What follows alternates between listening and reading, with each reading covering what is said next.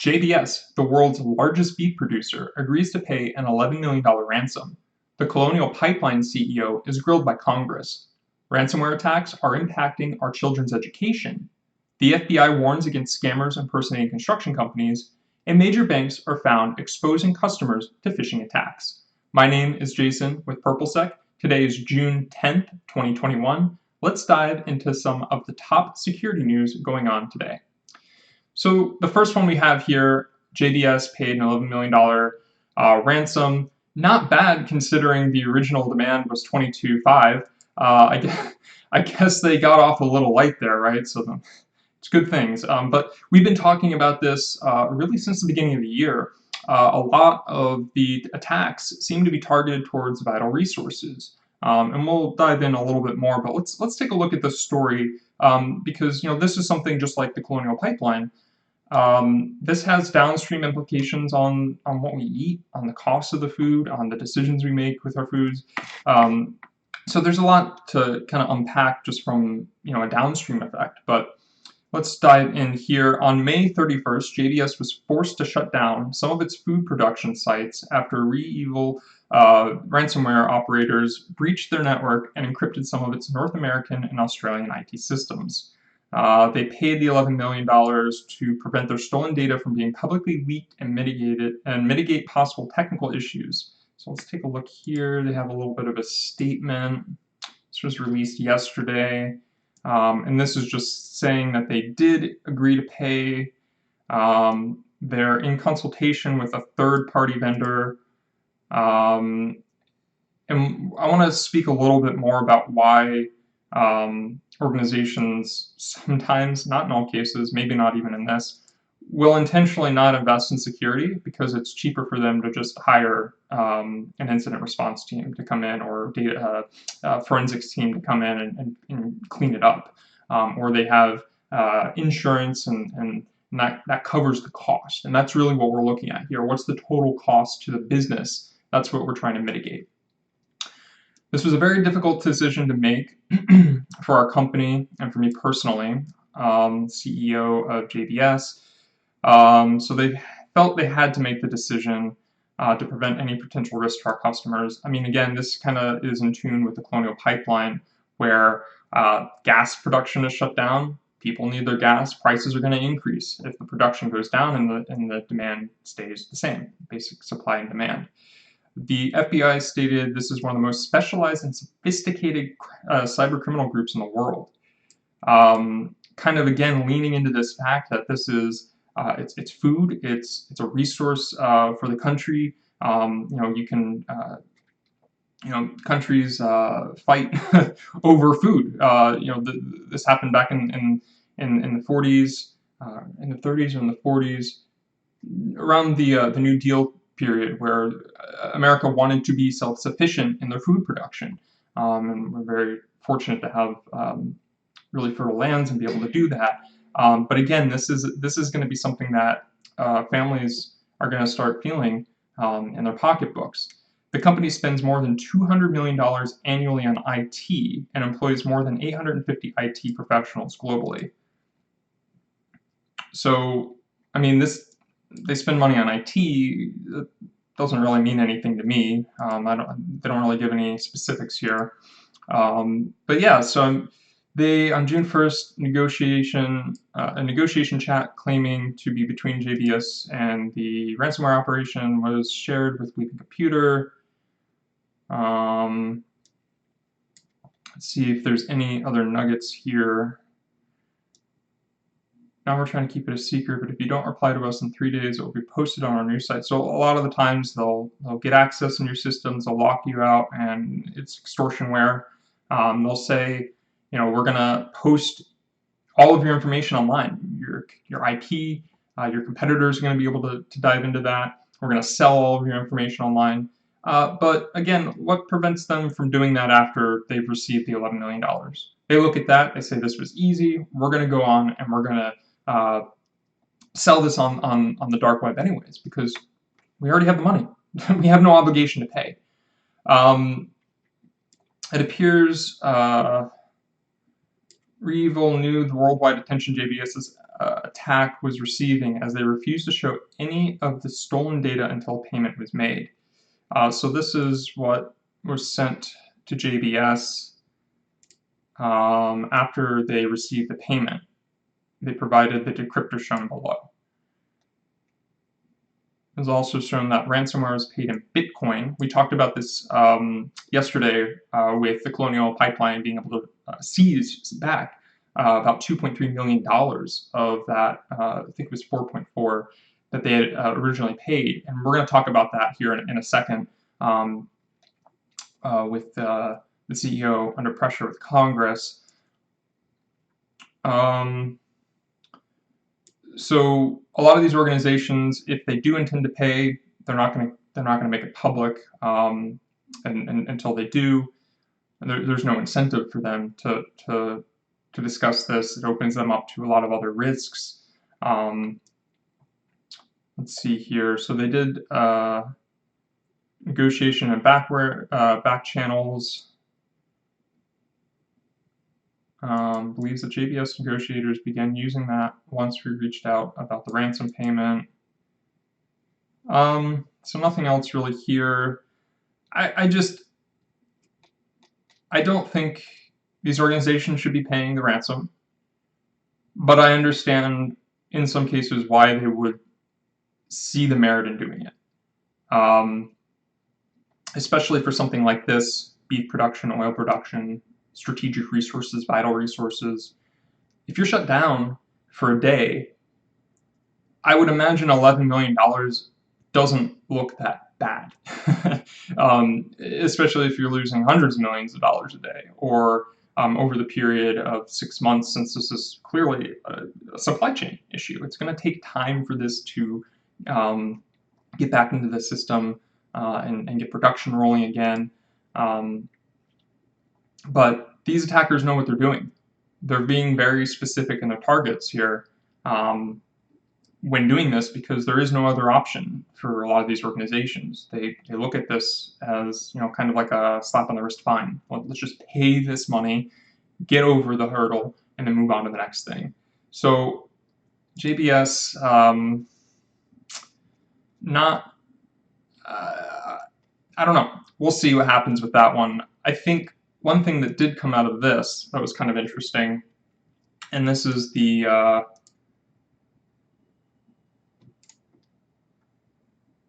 hearing, the second hearing actually. So there was a hearing on the 8th, and then there was a hearing on the 9th with the CEO of the Colonial Pipeline, Joseph Blount. And there were a few things that kind of came out of this, and I'm not going to read through this whole thing. The Washington Post has a pretty good take on this, but there was something in the opening statements that he was talking about, how they did agree to pay the ransom.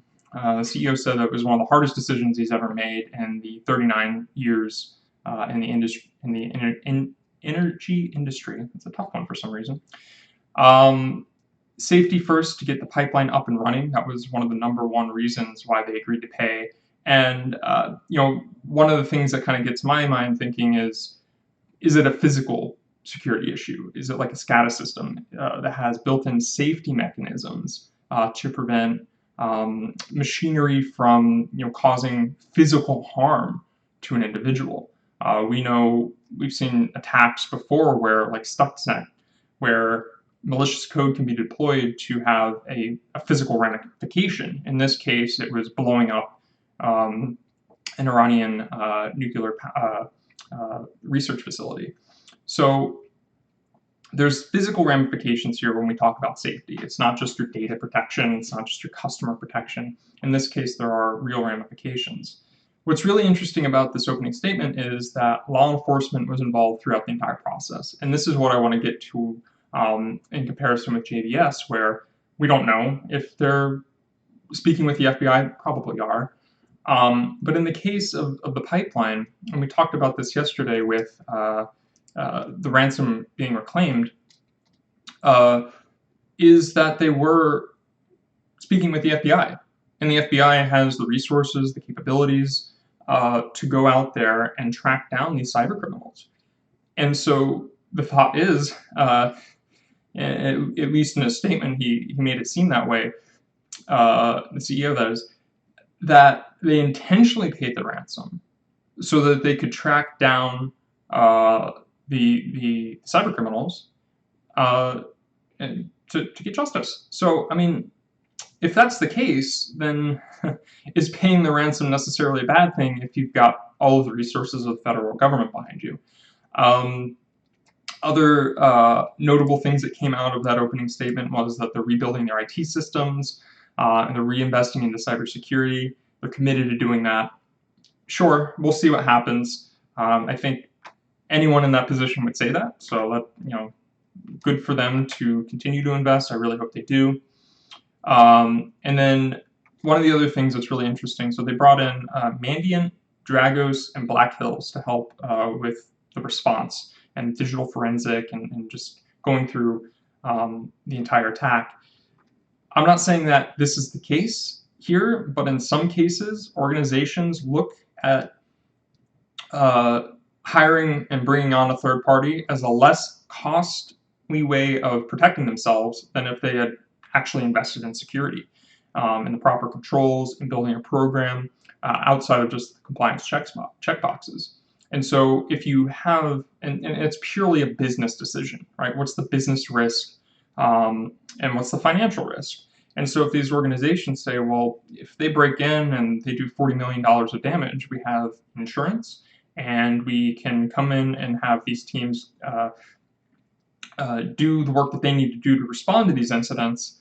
And it's dramatically less expensive than if we had actually built out a security team ourselves. So that, again, not saying that that's the case here, but that is the case sometimes where they just accept that risk and they just say it's going to be a matter of time, we're going to get hit, but we have these contingencies in place to pay for it. So that's what it is, and some companies are okay with that. One thing that I want to point out here, because something like that kind of absolves your responsibility. The moment you have cyber insurance, you kind of absolve your responsibility of security. The moment you hire a security firm, in a way you kind of absolve some of that responsibility from you, because now they're the ones that are doing the work, they're the ones that are protecting your systems, you just have to hold them accountable to it. So I wanted to look at one point here. So one of the things that kind of came out of this testimony was Senator Maggie Hassan and some others were really honing in on the lack of preparedness that these organizations have, likening it to, and I'll just read here, so this comes from Senator Hassan. I've talked with small school districts in the state of New Hampshire that are better prepared for cyber attacks than Colonial Pipeline was, Hassan said after the hearing. Colonial Pipeline operates critical infrastructure that families in our economy rely on. It is unacceptable that it was so unprepared for a cyber attack, and it is a wake-up call that more must be done to secure our critical infrastructure. This is great. It's a great line, and I really hope that action is taken from this. But with politics, how much of it is theater, I don't know. And yeah, maybe some small school districts were more prepared. I don't know the market cap. I was looking at for the market cap on the Colonial Pipeline, but in a lot of cases, organizations don't have the money to invest in security the way they should.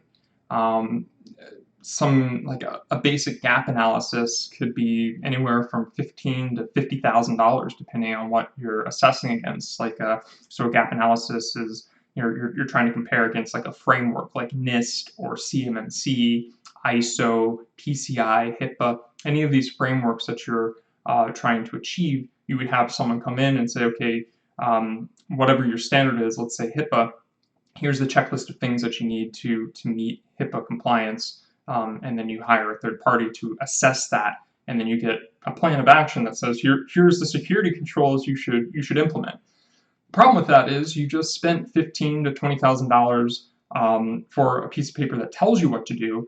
you don't have the resources potentially, or now you have to go outside and hire the resources to actually implement those controls, which is an additional cost. It's a burden on your employees as well, especially when you have your IT folks or even your IT provider who are the ones who are in charge of your security. Not saying that IT providers can't be, help with security. That's not the case at all. But it's the burden being sent down onto people who are not in that field, who are not specialized in that field. So there's kind of a resource constraint, there's an expertise constraint, and there's a cost constraint.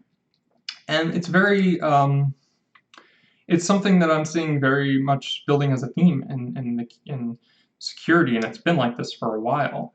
And it's been like this for IT as well. People don't want to spend money on something that they see as kind of a sunk cost, when in reality, IT is one of the most networking IT, one of the most valuable things that's ever happened to organizations in terms of productivity.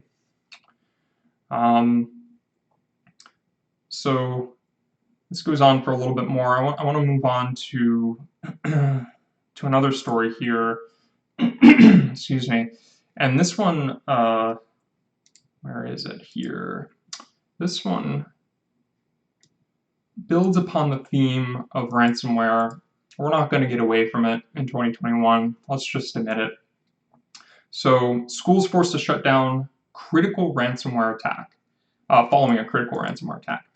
So this is schools in England. 2 schools temporarily closed their doors after a ransomware attack encrypted and stole sensitive data. Skinner's Kent Academy and Skinner's Kent Primary School were attacked on June 2nd. This is according to the National Cybersecurity Center. It revealed, let's see here, primary resource. Yes.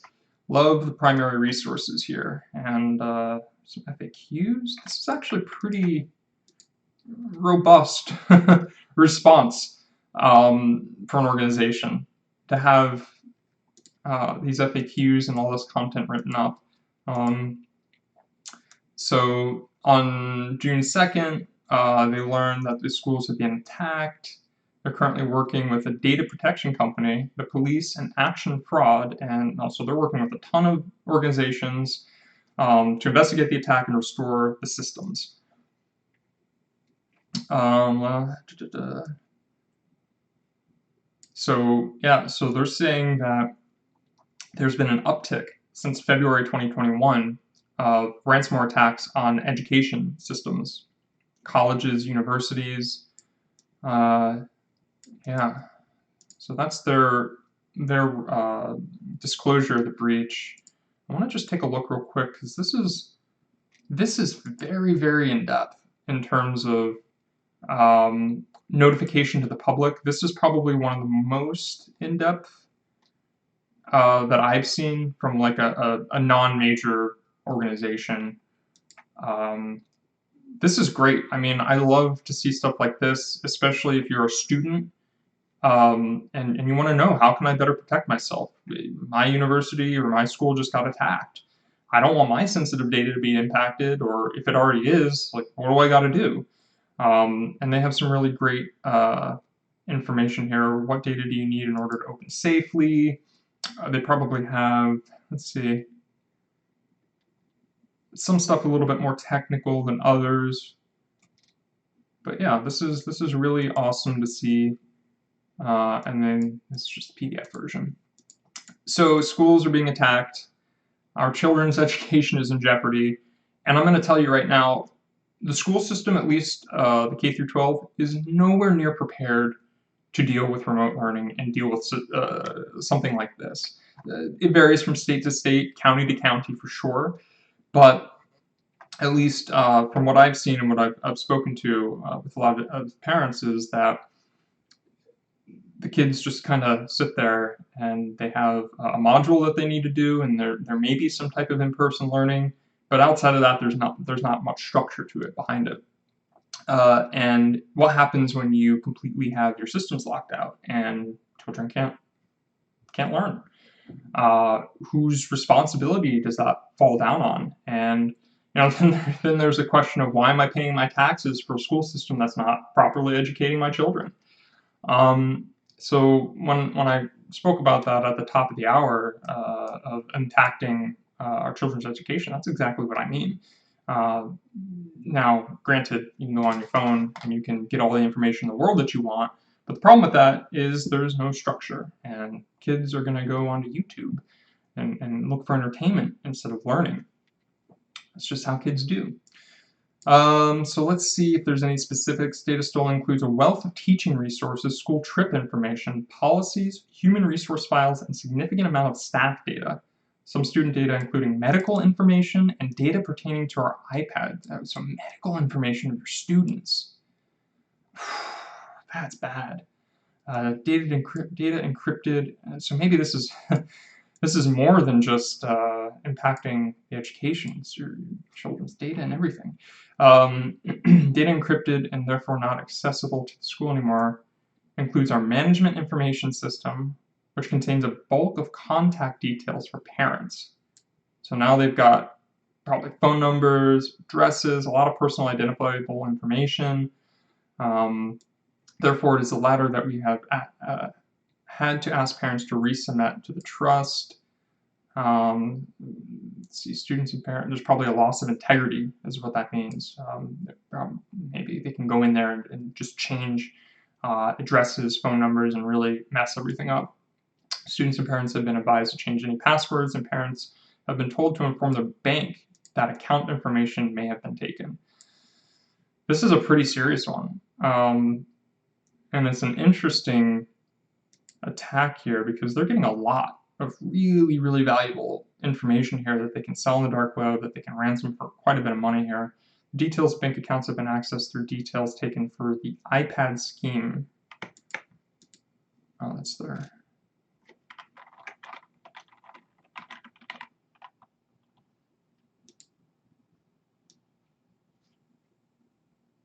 I guess they don't. This is the only thing that they have here. So, global reset of Office 365 passwords. Every student will be supported by the Academy to reset their passwords. A separate and brand new Wi-Fi has been created for students to use whilst in the Academy. So that's some of the action that they're taking there. As a result of the pandemic, schools have shifted to remote and hybrid learning, leading to an increase of the types of devices accessed and so like iPads, mobility, laptops, anything. So this is a situation where the schools have to lock down the devices, your IoT devices, especially if kids are going to be taking it home with them, especially if they're going to be using it over an open network like in a McDonald's. I mean, think about where kids hang out. They don't, hopefully they're being educated to use a VPN for something like that. This is a shame that they're attacking a school system like that. Okay, on to the next story here this morning. The FBI warns against scammers impersonating construction companies. This is an interesting one. And this is interesting because we covered this actually in our cybersecurity trends report. This is actually available online for free. You can read all of this if you want, or you can watch a nice little video. But we talked about some of the different predictions, and let's just take a second here and see. Some of these have come true into fruition. Ransomware for sure is a #1 threat. Supply chain attacks, they've grown and are more targeted than ever. Multi-factor authentication, the use will evolve, but in a lot of cases, people still aren't using MFA. We saw that Colonial Pipeline with the old VPN account that used single authentication, but a very complex password. The Cold War of cybersecurity is here and heating up. This is talking about just APTs and just the world in general. The warfare has turned cyber because we know that we can we can affect things physically. We can affect things like in the case of Stuxnet. We talk about that blowing up the uranium or the nuclear reactors. We've talked about this with SolarWinds attack with China, with Russia, and we see this evolving more into our economy with a lot of these prime targets that we've been talking about. Construction, energy companies for sure. Food was missed. I should have added that one. But again, a lot of these trends that we've seen a year ago are already starting to happen. And so we see this report coming out of here, BEC, Business Email Compromise. So let's take a look here what this all means. The FBI warned private sector companies of scammers impersonating construction companies and business email compromise attacks, targeting organizations from multiple U.S. critical infrastructure sectors.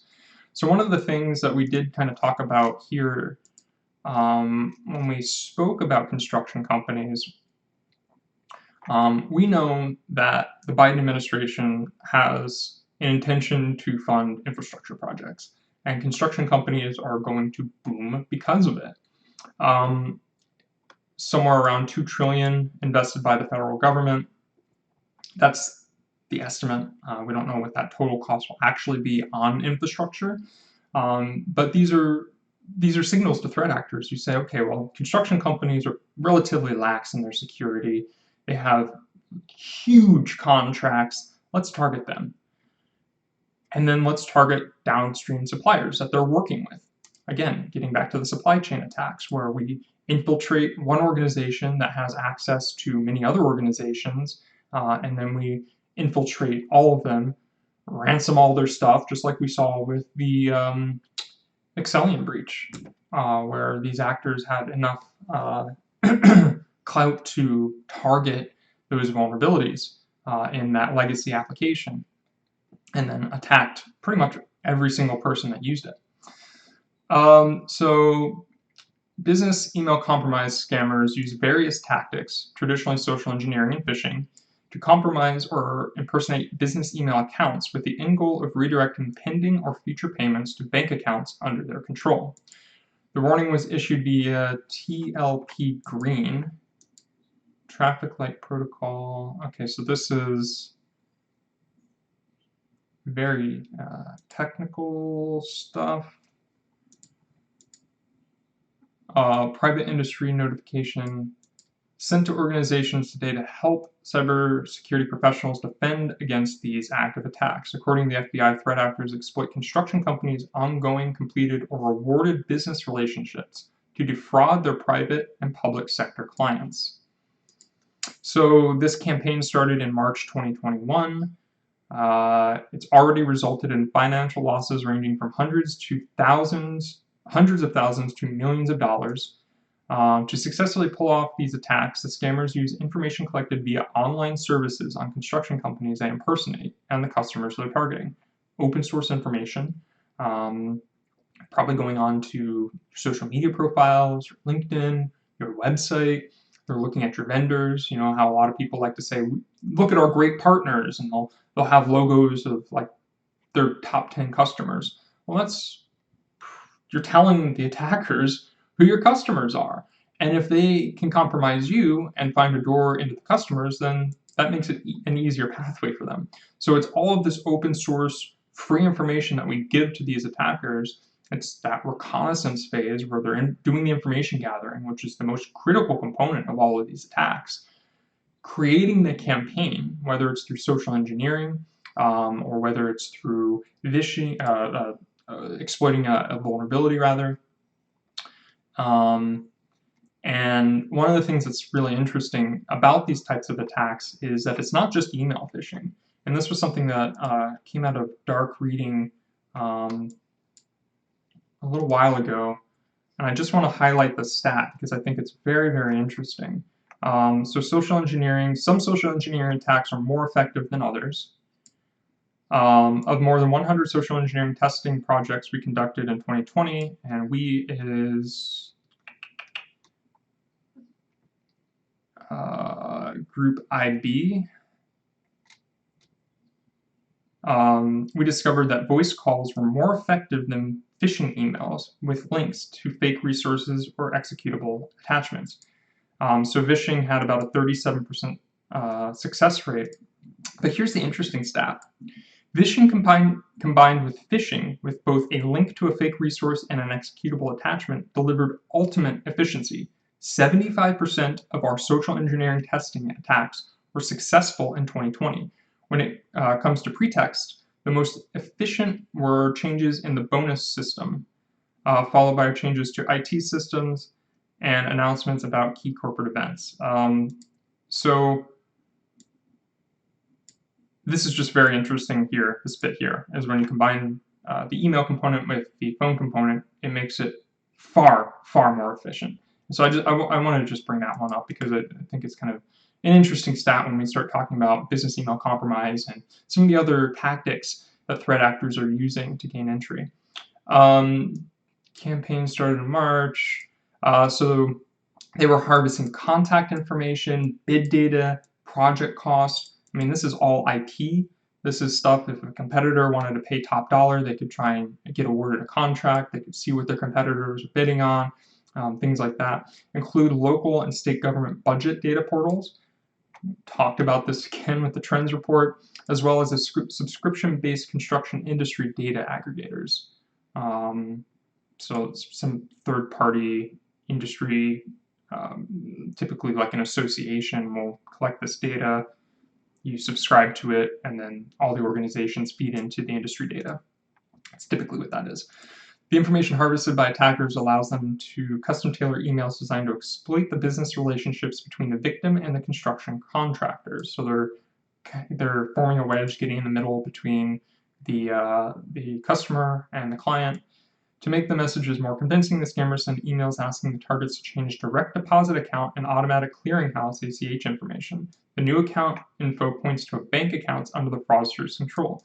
This is kind of one-on-one for security awareness training. If someone's asking you for money, don't just blindly transfer it.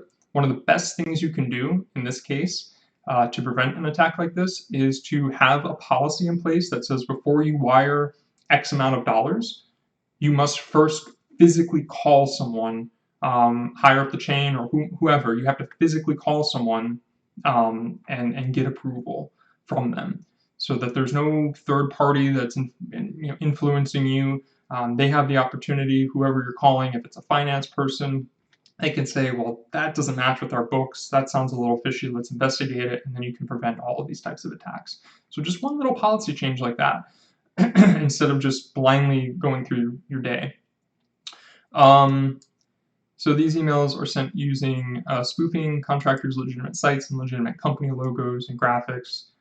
This is pretty easy to do, to clone a website. I mean, click of a button sometimes, depending on the programs you're using. So the very sophisticated social engineering attack. They set up a campaign. They knew who they were targeting. They spoofed the domains. Basic email filtration systems like Office 365 can typically catch that, unless you bought a domain that matches the company's domain that you're targeting, or one of the client domains. And even then, that domain has to have some period of existence. You can't just create a domain and then push it out in the world. All of that has open records. We can tell that the domain was created yesterday, and that can give these spam filters a little bit of suspicion whether or not they let it through. So let's finish up here. So warn that a series of business email compromise attacks increasingly targeted U.S. state, local, tribal, and territorial government entities, with losses ranging from $10,000 up to $4 million. So this is just in general. And over the last 2 years. Last month, Microsoft detected a large-scale business email compromise campaign that targeted over 120 organizations using typo-squatted domains. So again, this is like a lookalike domain. So if this is a bleeping computer, maybe we do, what would be a good one? Something like this. You might not catch that, right? You just kind of gloss it over. So that's what that is. Registered a few days before the attack started. So again, this is something that you can have built in that says, hey, check the date of the domain. Sometimes you can hide that information from the open web, but this is one mechanism that you could could use as a deterrent. It's not end-all be-all, but it's a little weird. FBI's 2020 annual report on cybercrime affecting U.S. victims listed a record number of complaints and financial losses last year. So there's a 5% increase in losses from 2019 to 2020, with over 1.7 billion adjusted losses reported in 2019 and over 1.8 billion adjusted reported losses in 2020.